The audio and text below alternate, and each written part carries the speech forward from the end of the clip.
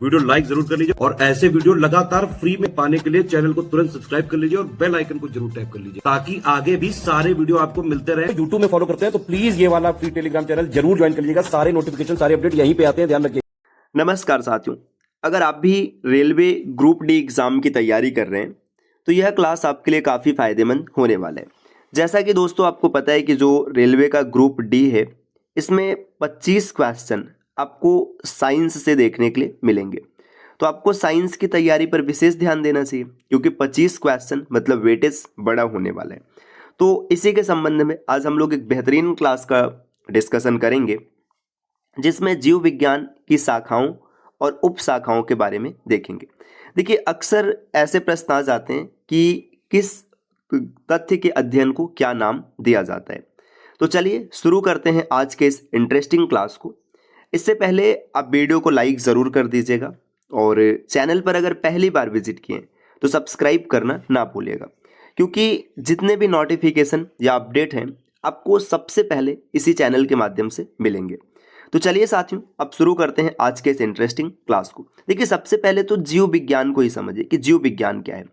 अब भाई अपने अपने बेसिक स्कूलिंग में भी पढ़ा होगा या सामान्य सी बात है, सबको पता होता है कि जीव विज्ञान क्या होता है। नाम से पता चल रहा है, जीव मतलब जीवन की बात हो रहा है, विज्ञान मतलब यहाँ पे जीवन का विज्ञान पढ़ा जाएगा।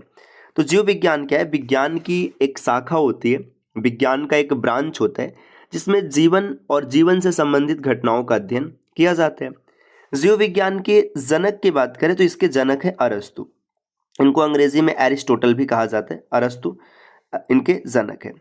जीव विज्ञान को फिर आगे दो भागों में बांटा गया मुख्य रूप से एक जंतु विज्ञान होता है जिसे जूलॉजी कहते हैं, इसमें जंतुओं का अध्ययन किया जाता है।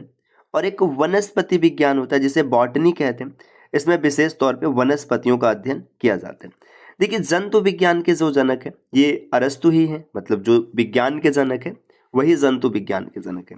और जो बॉटनी मतलब वनस्पति विज्ञान के जनक है ये थियोफ्रेस्टस है। यहाँ पे मैं नाम लिख दे रहा हूँ, थियोफ्रेस्टस। तो कई बार ये क्वेश्चन बना हुआ है कि वनस्पति विज्ञान के जनक कौन है, बॉटनी के जनक कौन है, तो थियोफ्रेस्टस है।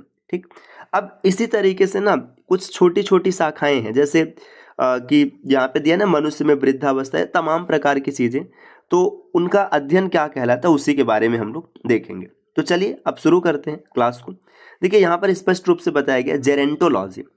जेरेंटोलॉजी क्या होता है कि मनुष्य में वृद्धावस्था एवं काल प्रभावन के सामाजिक, संज्ञानात्मक, मनोवैज्ञानिक तथा जैविक पहलुओं का अध्ययन। देखिए, जो मनुष्य का वृद्धावस्था होता है इसमें जो इसका काल प्रभावन और सामाजिक मतलब सामाजिक स्तर पे, संज्ञानात्मक स्तर पर, मनोवैज्ञानिक स्तर पर, जैविक पहलुओं पर क्या प्रभाव पड़ेगा इसका अध्ययन जेरेंटोलॉजी के थ्रू किया जाता है।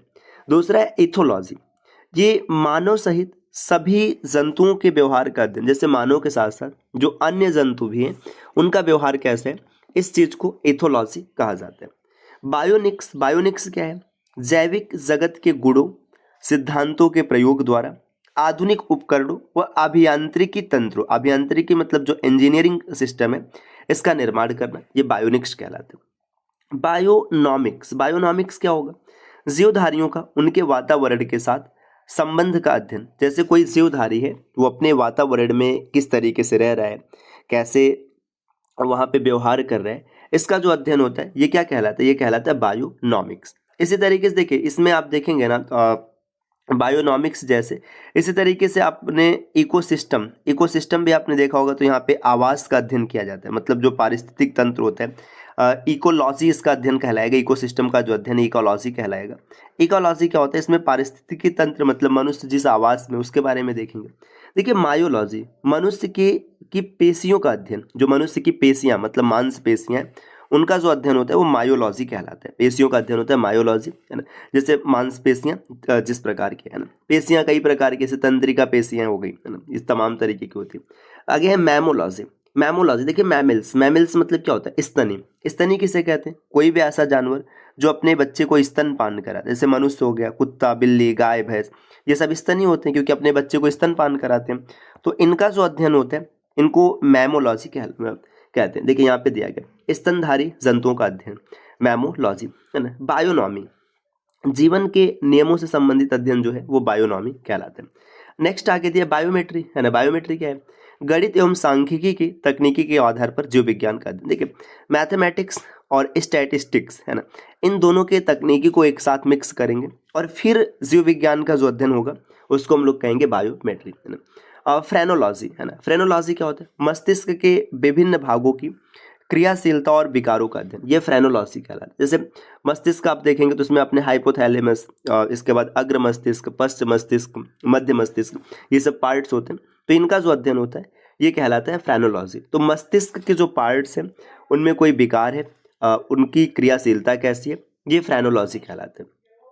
एंथोलॉजी, एंथोलॉजी होता है फूलों का अध्ययन, जो स्टडी ऑफ फ्लावर्स है मतलब उसका जो अध्ययन होता है उसे एंथोलॉजी कहा जाता है। आगे एग्रोस्टोलॉजी, एग्रोस्टोलॉजी घास से संबंधित अध्ययन है, जो घास का अध्ययन होता है उसको एग्रोस्टोलॉजी कहते हैं ना। पैलिनोलॉजी, ये विभिन्न प्रकार के पराग कणु है ना, जो पराग कण होते हैं, पोलन ग्रेन होते हैं ना, पोलन ग्रेन जो होते हैं इनका जो अध्ययन होता है वो पैलिनोलॉजी कहलाता है। आगे दिए ऑन्कोलॉजी, ये कैंसर से संबंधित ट्यूमर का अध्ययन, जो कैंसर का अध्ययन होता है उसको ऑन्कोलॉजी कहते हैं ना। देखिए कैंसर जो होता है ये विशेष तरीके के म्यूटेशन मतलब उत्परिवर्तन से पैदा होता है।